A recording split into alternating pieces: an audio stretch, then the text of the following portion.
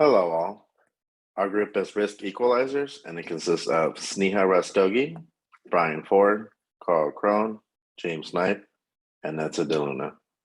In the beginning, why the need for an information security plan? Now for the doom and gloom. 58% of small businesses reported cyber-related security breaches. Of those businesses that have been hit, 75% have been hit at least twice, odds which aren't favorable. About 44% of small businesses paid about $250,000 to $500,000 to cover losses after each breach, while 16% paid between $500,000 to $1 million. 60% of small businesses who get hit with the cyber attack go out of business. On average, small businesses accounted for 43% of all 2019 data breaches. In 2021, on average, costs of a data breach have now risen to $4.2 million per incident on average, up 10% when compared to last year.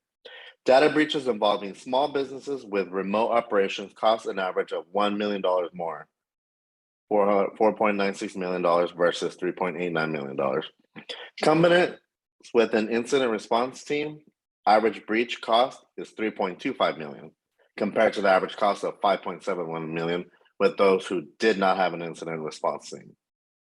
As you can see, the effect of natural disasters often have a very big effect on small businesses. Hurricane Katrina, which is a major hurricane that hit southern states in 2005, costed an estimate $172.5 billion to the economy, a very expensive cost for a natural disaster that can happen at any time. In 2017, disaster-affected areas reported higher revenue losses than asset losses, 61% versus 45%. These losses range from $1 to $125,000, and those who reported revenue losses in excess of $25,000 were 35% versus asset loss, which was 19%.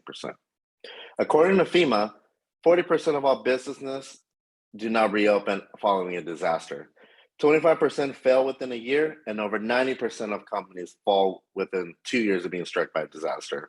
Assets can be covered by insurance, but lost revenue cannot.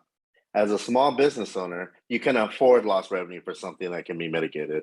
An information security plan is a must.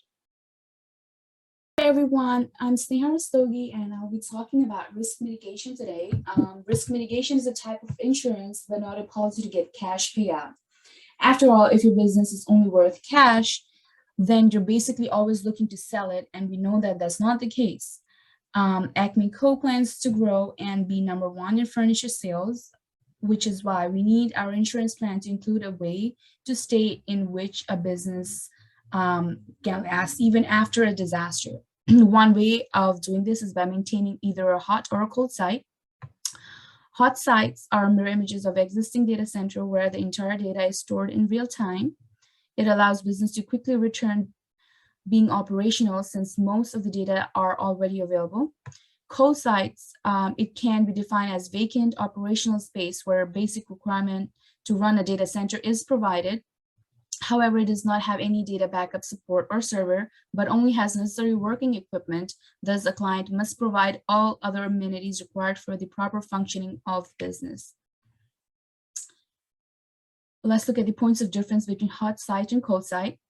Hot sites have multiple equipments and multiple equipments are needed. In cold sites, there is no equipment needed. Hot sites have continuous connectivity. Cold sites does not have continuous connectivity initially. Hot sites have no data loss. In cold sites, there's risk of data loss, and hot sites are more expensive than cold sites. Information security and disaster recovery planning also requires the need to establish different performance objectives. One of such important objectives is to make sure that the service available and data integrity has been maintained following an outage, and recoverability of data after it's been impacted or corrupted. The three most important objectives are RPO, RTO, and MTD. RPO is recovery point objective, which means that how much data loss can be tolerated. RTO is recovery time objective, which means the target time for recovery, and maximum tolerable downtime is how long the business can suffer after the loss of a function. And There's another term called WRT, which is working time recovery. It means maximum time to verify system and data integrity. And WRT and RTO together combined becomes maximum tolerable downtime. Thank you. Good evening, ladies and gentlemen. A risk mitigation plan is, of course, only effective if the people know their part in executing the plan. Our extensive training program will prepare your people to respond to these crises in a way that keeps you all informed and your business running. Training is the second pillar in our ISP, and it serves to educate and guide one of the greatest assets for small businesses, your people. Now, not all threats to your business include natural disasters. For instance, have you ever received an email from a Saudi prince? What if, instead of a typo-laden email directly asking for money, the email came from your primary supplier or a new hire in your shipping department with a standard invoice attached? Would you open that without a second thought? The going-in assessment of most systems is that the easiest way to gain access is not via special hacking tricks, but simply by manipulating people who belong to the organization. The term social engineering is used to describe the most common and successful attack vector in malicious attacks on a system: the people in your organization. You can see the most common attack vector in successful breaches of the last 2 years, and 85% of cyber attacks in 2020 attempted to prey upon the human element in some way. The majority of malicious actors now know that security systems you have in place are difficult to bypass. The most successful attacks are those that will not draw the attention of any monitoring, and the best way to achieve that is to have valid access to the system by exploiting one of your authorized users, using the willingness of people to be helpful, a sense of urgency that they can manufacture, a sense of fear they can manufacture, or simple curiosity. When one of your trusted users are manipulated into giving away the quote keys to the kingdom, likely because most of your team is simply working as hard as they can to help the organization reach its goals, they can do things that in hindsight seem ridiculous, like open an attachment from an email address similar to your main supplier, or the same attachment from the new hire that isn't digitally signed. Worse, some of your employees might deliberately aid attackers out of malice or for personal gain. Once these attackers are inside your network, they'll have near unfettered access to your system for a much longer time than any type of forced outside breach. The best way to prevent becoming one of the enterprises that are hacked via social engineering attack is to ensure your employees are properly trained.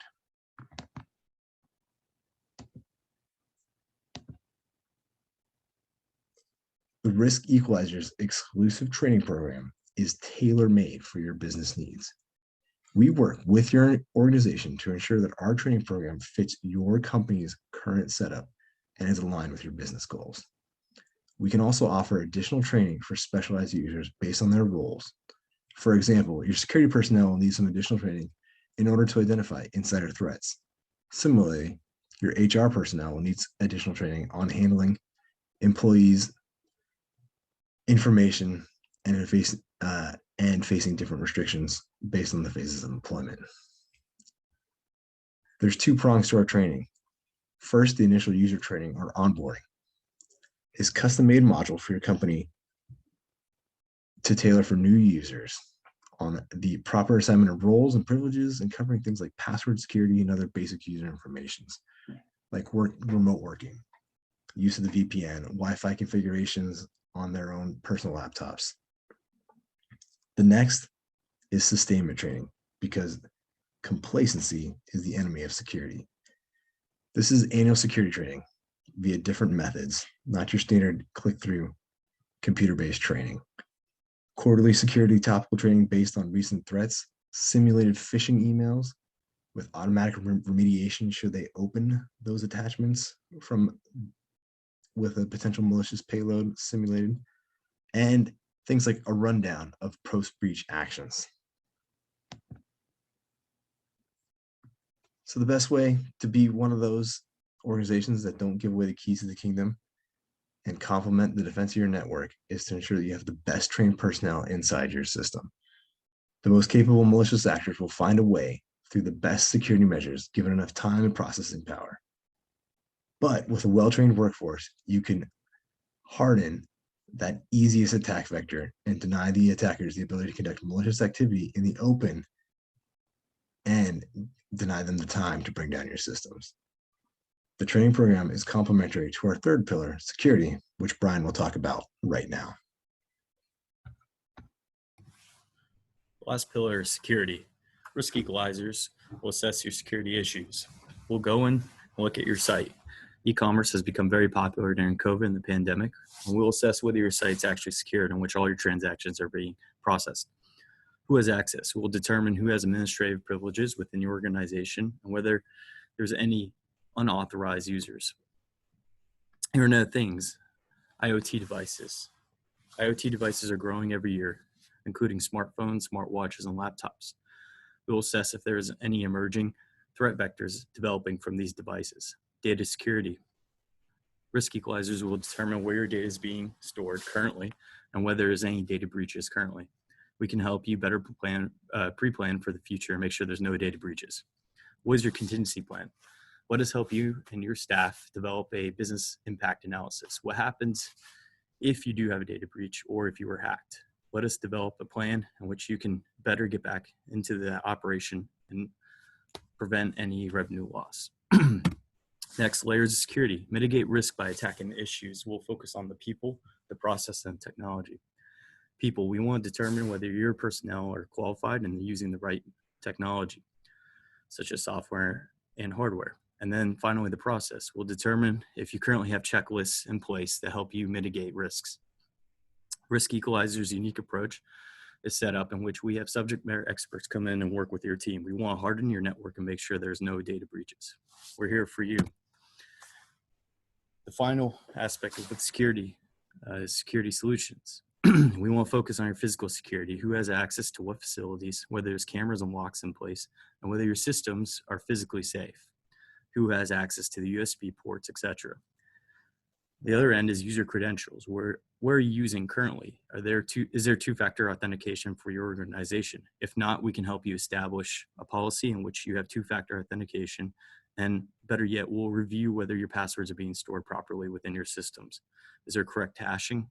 We need to know this information and make sure that your passwords aren't hacked. IoT, as mentioned before, we will inventory your IoT devices and determine if there is current data losses or potential emerging threats. We want to make sure that we're reviewing and determining reach back through these systems. And then finally, training. Out of all the above, if we find anything that is out of place or if we need to implement new procedures and guidance, we'll help train you and your staff. Thank you. That covers the 3 pillars, but you should know that our ISP isn't just a set it and forget it fix. When we're done setting it up for the Acme company, we fully expect that your business will grow and expand into new locations and new ways of doing business.